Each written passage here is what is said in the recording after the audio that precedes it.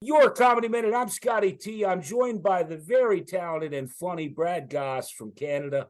Brad is for you that if you haven't seen Brad's stuff, man, put on a seatbelt. He is one crazy character. He came out with Baby Mute, which caused the first time I saw Brad was a video. I didn't know who Brad was or anything, and I saw a video on YouTube, and it was you, Brad. You were telling a story about a heckler or whatever. They walked out. Oh yeah. And I watched that video, and even though I probably shouldn't have brought it up, I was just, I was just taken back. And then as I started following you and seeing the stuff you do, oh my God! I walk a lot of people. Yeah. I like it. You. I was thinking about it. I don't think there's anything that you won't do. Is Nope. that true? Yeah, that's true. Wow, that's an amazing way to live. Yeah. Yeah. I my story real quick, Brad, is not that you give a shit, but I'll do it anyway. Nobody gives a shit. Yeah, but what the hell? I worked in the music business my whole life. I worked with a lot of big stars, had a lot of fun. And I started selling. I have a big record collection. I was selling records, just enjoying myself. And I thought, I need to get out a little bit. So I took a job at Lowe's. And I thought it would be fun, and it was. I got fired for telling jokes. Right. That's the truth. It's in the HR manual. Oh my! You got good material when you're getting fired from. Right. What's 6 inches long and hasn't been used in 10 years, Brad? Whitney Houston's crack pipe. Oh, that you probably. I thought about it. I probably can't stump you with any of them. Well, you could stump me, but I mean. No, that's what you call a guy. No, I mean, like, in other words, I started thinking of all the terrible, terrible jokes that I know, and I said, you probably wrote them. You probably wrote them. Well, you got a new book. You said you're coming out with some new books. For those of you who don't know, Brad has a whole. I'm going to put all the links to all his stuff, his Instagram, his Twitter, his YouTube channel. He's got a line of books. Brad is just multi-talented. But I was hoping maybe Brad could read one of the books. He says he's got new books coming out. You got new books coming out, right? Yeah, I'm just working on some new stuff right now. I got a book coming out next week called I'm Offended. Imagine. And a couple other ones that I'm working on right now with my cartoonists to get them done in time for Christmas. I have a new book called it's a little bit of a different style, but it's called The York Hunt. Yeah, Breeds. I saw that on Twitter. Yeah. Can you hold it up so people know what you got there? I don't have that one in front of me. I don't have the one out here, but I also have this just came out. Mike Hunt. It's a new game called Identity War. It's a card game. And this is a game where the object of the game is to become like 3 protected groups, like Black Indigenous woman or like disabled Asian trans or something like that. Great. That sounds a lot of fun. So this is a lot of fun to play too. A lot of fun for the kid. I have a lot of shit for sale. All my jokes are for sale. That's how I roll. Everything's for sale. Bring money. Hey, you got to make a buck. That's right. So go ahead. Why don't you pick out a little book if you want there? I got one here. We can do. One in mind, I would love it. We got We're Not Camping. Mom and Dad Lied. We're Homeless. This is great because I don't know this one. That's good. This one's kind of dark. This one's dark. So it's been a few weeks since we started to camp. Things got hard when we were denied food stamps. The truth, you see, is harder to say. Foreclosure happens when mortgage we can't pay. Mom and Dad are so sorry we lied. But camping we're not, so swallow your pride. Tent City will be our permanent base. Good Lord. Now wipe that miserable look off your face. Homelessness is not as hard as it seems. Just try to get used to the hobo screams. Dumpster diving will be your new favorite sport, and you'll have to spend time waiting in court. Things have to change because we're so poor. Your mother's becoming a bus station whore. I knew that one was We're coming. not camping. We're not I camping. knew that bus station. I saw that one coming. Oh my God. I like my big black hawk or Black Hawk. That's good. That's a good one. That's a classic. That one does Yeah. that one does well. When did you, if you don't mind me asking, when did you start first? Did you do comedy first? And then, or was it more the books, or did all I just wrote a parlay? they kind of rolled into each other. I wrote a business book, like a comedic business book in 2012. Okay. About it was kind of loosely based on me. It was called Chronic Marketer.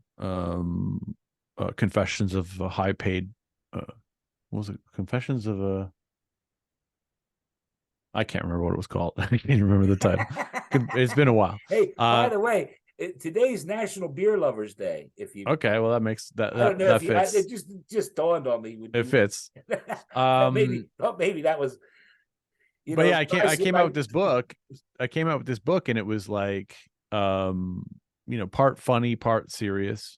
Right. Had cartoons in it, and I really liked. I self-published it. It became a bestseller. I really enjoyed the process. I put a lot of humor into the book because that is my personality. And then unexpectedly, the book did so well that I started to get invited to speak at these business conferences. And so this is I'm going to try and make this story short because this was 2012, but there's a big gap in between. We're kind of late for that. In 2012, it is too late. This is what you're in. You're in it now.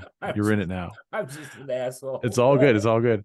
In 2012, I went to Second City and I took a stand-up comedy class because I thought it would help me with my stage presence, public speaking. There's a lot of people won't even know who Second City TV is. I used to watch Second City TV. So did I. I'm Canadian, so yeah. It was on ad nauseum here. I mean, we lived on that stuff. By the way, I've been to Toronto. I didn't mean to interrupt, but I've been to Toronto twice. You're in Toronto, right? Yeah. I've been to Toronto. I loved it. The first time I went, I was amazed at how clean it was. Yeah, it's not clean anymore. Yeah, that's what I heard. People said it's not clean anymore. And don't come, you'll get stabbed. That's how it's we don't have a gun problem, we have a stabbing problem. Oh, do you really? Okay. Yeah, there's a lot of stabbings every day. We're up to Second City TV. More stabbings. So I did, so I went to Second City for comedy training, and I really liked it. I thought, this could be for me. Right. And I think I realized then that this is what I wanted to do, but I had a lot of unwinding to do. Okay. Of my life and my business. All these things needed to kind of go away. So I blew up my life. I got a divorce, and I sold my business, and that took some time. And then about 4 years ago, I started doing comedy full time. Okay. But it started with books. In 2012 it started with books, and then when I came back to it kind of kicked off again with books, and the books just became the vehicle. Like I have 130 something books published right now. Right. And I'll probably have, I'm hoping to have 140, 150 by the end of the year. Yeah. I'll be sure to include the link on this interview, but I'm going to post it on YouTube, and I'll put it everywhere I can, and I'll put the link to all your stuff because I'm a big fan. Thank you. I'm a huge fan. I love what you do. Thank you. Before we started recording, I told you how much I admire. And it's only been since I started doing comedy. I've been doing it. It's funny. You said you went back 4 years. I'm coming up on 4 years. Okay. And I literally thought, Brad, because I'm so arrogant, I'm an arrogant asshole. I thought that, I'll get on there and I'll do my comedy minutes and people love it. Then people would have said me minutes. Well, it didn't work like that. Right. And I saw comedians have said, because I have met and talked to a lot of comedians that said, when did you realize you weren't funny? And you do. I don't know if you go through it, but almost every joke, like, and not that I want to dominate this, but just yesterday I put up it's an old joke, and I put it up, And it's amazing to me how, I don't know if you go to Reddit at all, but over on Reddit, on Hole Up and Reddit, this morning I got up, there's 3,500 upvotes. And there's all these people saying nice things. And then there's that one, I hate this fucking guy. Right. Where the fuck? How do you? What? First off, I just told a joke. Where does hate come from? Where does hate come into it? I guess that's why I wanted to ask you. How do you deal like with Baby Mute when that came out? I mean, that was in the Daily Mail. That was in everywhere. That's New York Post. Everywhere. You had to catch a lot, and yet I saw you're still selling them. You're still selling the Baby Mute. Yeah, babymute.com. You're such, how do you deal with it?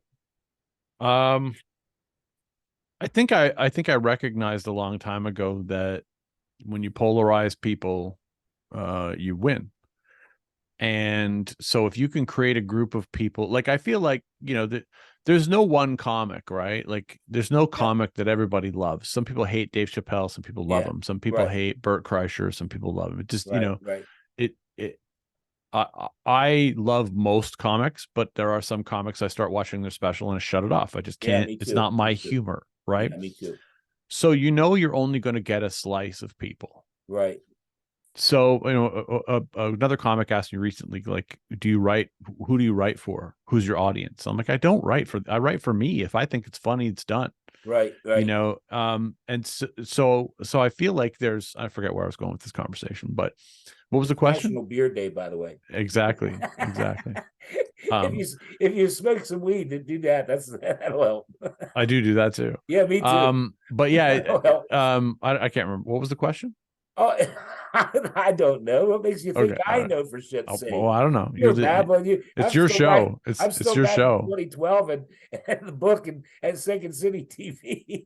I just show up and generate text like ChatGPT. So I'm a generative comedic game AI. Oh, I know the polarizing. That was to people giving you shit. And I love it. I love the shit. I got to be honest. After 4 years. And here, I'll give you a scenario. I get up in the morning, one bloodshot eye, turn on my phone, and who's this old prick? Get this old man off and I look at 4, and I'm like, I don't even have my coffee yet, and I'm realizing what a shithead I am. Yeah. It just amazes me. But now, after 4 years, I actually do kind of feed in. It kind of fuels me a little bit. It's like, okay, well, I'm glad you liked it. Thanks a lot. I treat them like hecklers. I look at it as practice for crowd work. So I will often poke the bear with people who don't like me, because they actually, if someone says that was funny and you respond with a thank you, that's all it's going to be. They're going to like your thank you, and that's going to be the end of the interaction. If somebody responds and says you're a white privileged, tone deaf, racist, middle-aged white man, we're going to have a lot of fun. Right. And we're going to have a big, long conversation, you and me. And I'm going to poke at every single thing that agitates you and just laugh the whole time while you're getting progressively more angry. Well, I guess that leads to my next question, Brad. How many times have you been beat up? I've had some death threats, but I've not been. Yeah, I've had several violent threats, death threats, because some people have mistaken my work. Some people have mistaken my work for targeting children. So they're like, "Oh, you wrote this for children. You're a groomer. Yeah, no, you should be castrated." I follow you on Twitter, and I've seen those people say that shit to you. Yeah, repost it, and it's like, yeah. And hey, this is part of the deal, right? Yeah. I mean, you want to put your face out in public. You want to be a celebrity. You want to have, you want to entertain people. You're going to piss some people off. Some people are too dumb to understand you're joking, or just too stupid to understand the context of the joke. And or someone reframes it on purpose to trigger those people, which happens a lot. People will read my books and then they'll put a caption on that says, "This is in every school library." Yeah. Right. And then they'll read Mom and Dad's Swinger Party. And then you get some, middle-aged soccer mom in Iowa that loses her fucking mind because, this was like, oh, I'm taking everything that I read, that I saw on a TikTok as a fact. Yeah. you know, because I'm so stupid. And now I'm angry, and this is my cause for the day. Right. Yeah. Or people will say, you know, your stuff is racist or it's subtly racist or whatever. And, you know, so it's like you'll find these people who are just so angry because they don't understand the difference between joking about a thing and the actual thing, right? So if you joke about, you know, racism, then it's racist. Or if you say something about another culture, then you're being insensitive. But you know, there's basically everybody has their short list of topics you're not allowed to joke about, and I trigger everybody. I'm on one of my jokes is on everybody's list, you know, and I've said this on stage where I say, you know, at some point we're gonna lose. You're gonna lose me. I'm gonna lose you, and I don't know where it's gonna be, but you're gonna groan. You're not gonna be happy, and that's okay. You know, that's okay. You know, I've had it on a smaller scale, Brad, where you know, again, I've been you know, I've only been doing it 4 years. I got 10,000 followers, whatever, or on YouTube, but I've already done pedophile jokes, and the next day I lost 50 subscribers. Oh And to yeah, me, yeah. it's a joke. You know, it's amazing to me how or like on my lives where I got into, when you were saying that, it reminded me of the furries. You probably have heard of the furries. Of course, yeah. And I've had a woman that she got in that her son, she was telling me all about her son, that the furry barked at him and this and that. And, I'm like, look, lady, it was just, you know what I mean? It's just, Yeah. look, I'm just Yeah. presenting this shit to Yeah, you. you're making this too You personal. do what This you want is with it. yeah. It's I'm not just about you. presenting it to you. This is what I heard. This is what I saw. Yeah, it's not about you. That's the problem, right? They come at you and they're like, my story, my Oh, it was situation. immediately. You know, my favorite is when they comment whenever they begin their comment with, as someone who dot dot dot whatever Right. that is, it's always a fucking nightmare. It's always just, you know, as someone who's been through domestic violence, you shouldn't Yeah, be yeah, joking right. about these topics. And well, that's too bad. And you know, this is where we lose you. That's cool, you know. And a lot of people will tell me like, this is where I'm unfollowing you, and then I usually respond with bye loser. You know, like I Yeah, don't yeah. care. Like I really don't like. I've lost thousands of followers. I made a George Floyd joke and I lost thousands of Oh, followers, and yeah. I didn't take it down. I made another George Floyd joke Right. because I don't give a fuck. I think it's funny. I'm gonna say it, and I don't That's care great. That's great, Brad. if you think the things you want to think, because I'm not here to change your vote. I'm not here to Yeah, I'm not yeah. here to influence your decisions Well, about, you know, interest rates or any of those other things that trigger you. Whatever it is, you know, I'm not here to change your well, mind. I'm let me just here to ask. make you laugh. Well, you're opening my mind up here, Brad, because again, I'm new into this, and it's to me, because it's called Your Comedy Minute. I always go, is it funny? Is it funny? When I was doing these stories, and the woman got shot or this that, and I thought, where in the fuck is this funny, Scott? It's not funny, and that's where I think. Violence is hilarious. I mean, Well, that's but the basis of it all depends. Looney Tunes cartoons. You know what I mean? It's No, like, you're right, but like, in other words, the way you're doing it, it's truly satire. Where I'm telling a story that in Detroit, Michigan, some mother did some, and how you try to make that funny. I'd sooner do, in other words, there's got to. I've lightened up my lives now, where I'm looking at it, and again, this is my approach versus, you don't give a shit. I kind of give a shit. right. I'm not to your status. I'm trying to get to your status, but I think everyone has like, for instance, I have never done a Hitler Nazi joke.